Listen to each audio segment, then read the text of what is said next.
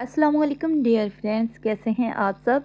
Welcome to my YouTube channel Habiba writes novel. Video देखने से पहले चैनल को करें सब्सक्राइब, वीडियो को लाइक और बेल आइकन के बटन को करें प्रेस, ताकि आपको हमारे चैनल की आने वाली हर नई और मियारी वीडियो बर वक्त मौसूल हो सकें।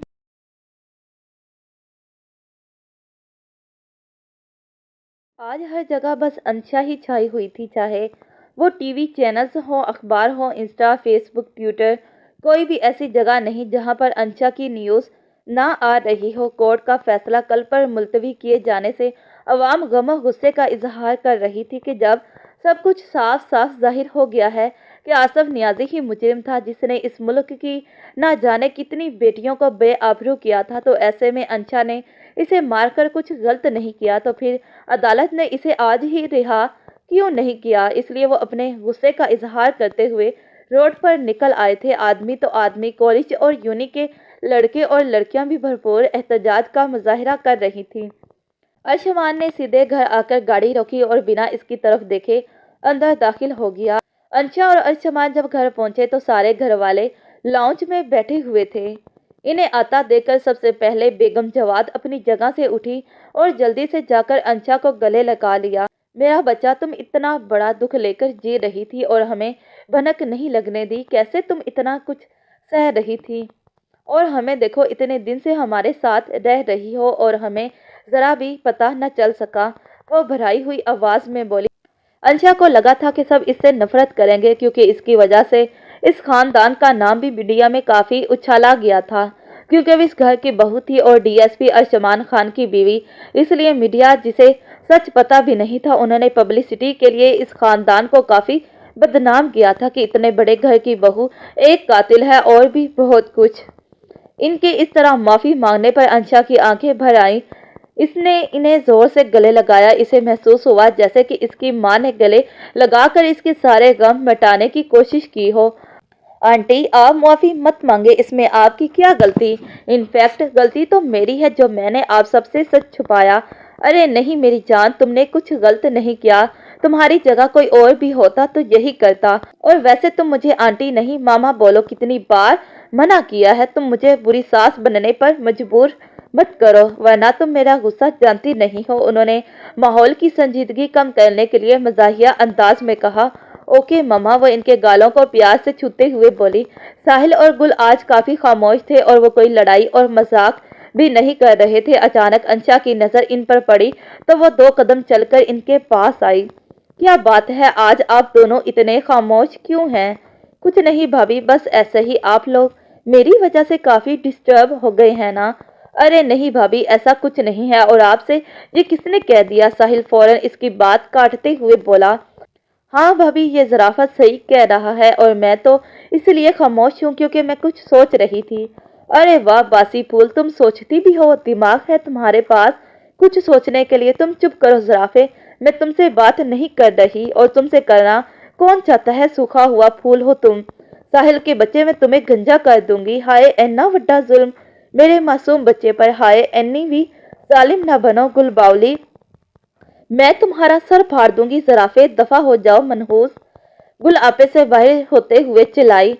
घर वाले भी इनकी नोक झोंक से महफूज हो रहे थे क्योंकि 2 दिन से घर में मुकम्मल खामोशी छाई हुई थी। इस हादसे की वजह से गुल और साहिल भी खामोश से होकर रह गए थे। छोटे पापा, आप देखें इस ज़राफ़े को, हमेशा मुझे परेशान करता है। और हाँ, जैसे तुम तो करती ही नहीं हो मुझे।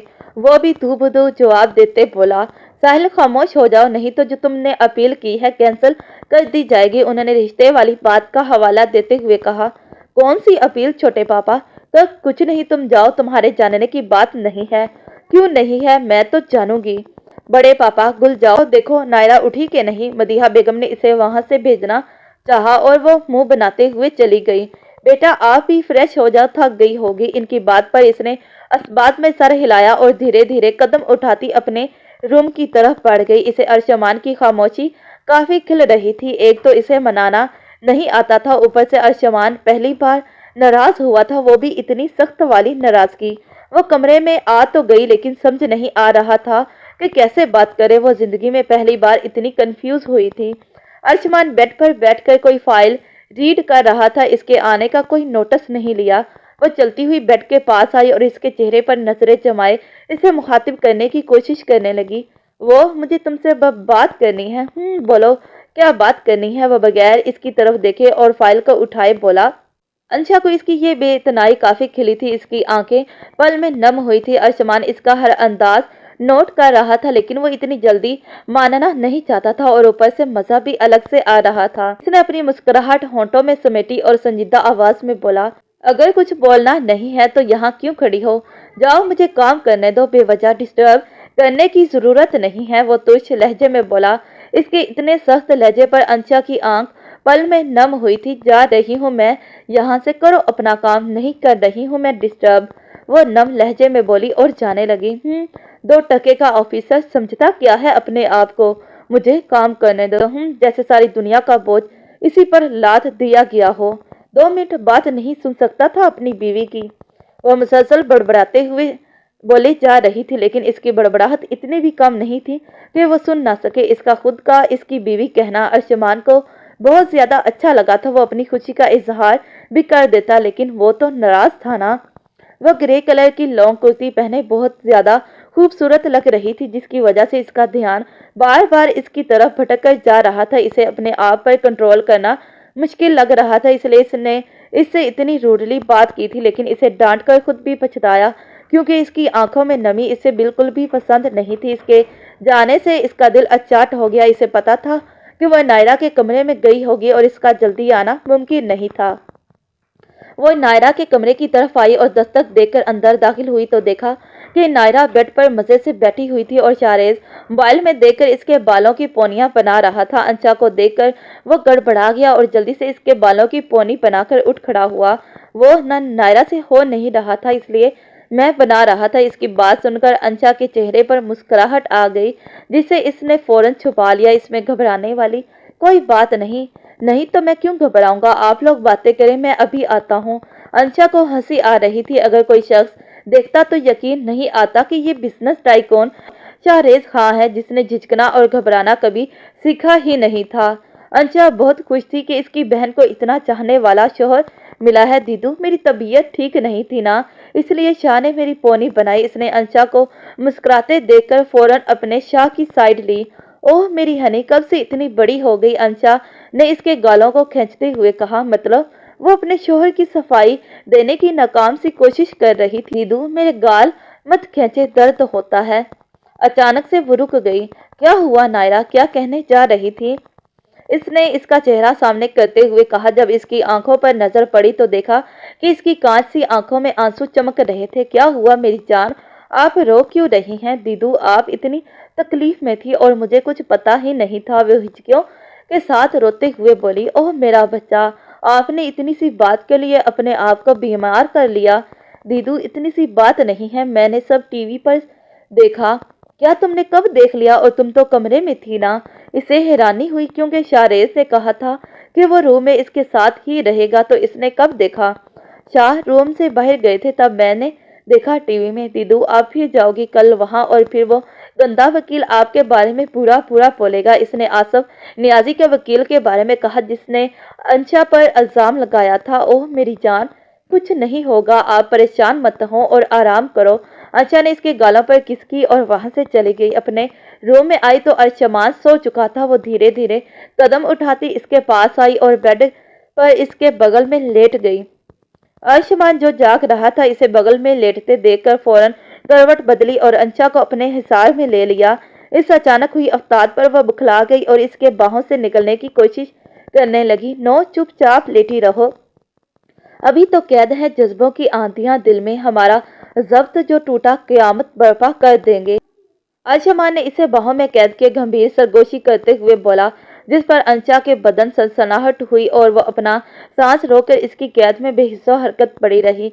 अर्शमान ने करवट बदलकर इसे अपने ऊपर झुकाया। तो तुम तो नाराज थे ना, तो अब? इसने इसके गुलाबी होंठों पर उंगली रखी और मध्यम आवाज में बोला, ऐसा मुमकिन ही नहीं है कि मैं अपने पसंदीदा इंसान से लाताल्लुकी इख्तियार कर लूं।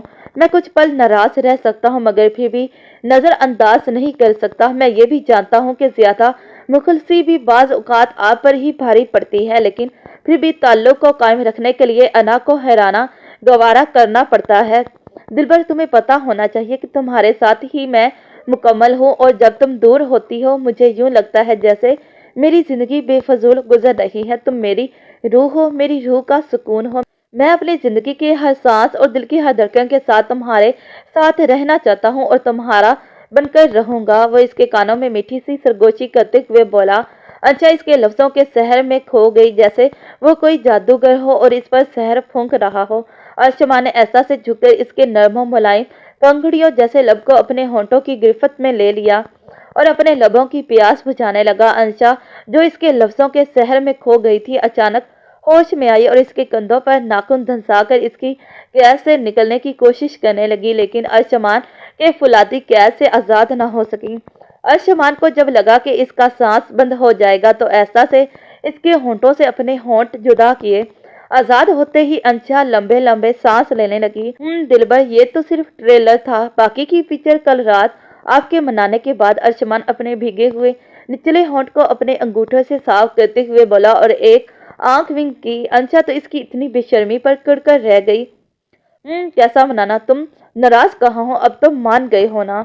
नहीं दिलबर, मैं अभी भी नाराज हूँ। ये तो बस आपको ट्रेलर दिखाया है, बाकी का कल आपको पता चल जाएगा। इसकी बात पर अंशा ने झट से अपना चेहरा ब्लैंकेट में छुपाया। वही घबराई शर्माई सी अंशा सीधा अर्शमान के दिल में उतर रही थी। अर्शमान ने बड़ी मुश्किल से अपने जज्बात पर काबू पाया, वरना दिल तो इसकी कुर्बत का तलबगार था।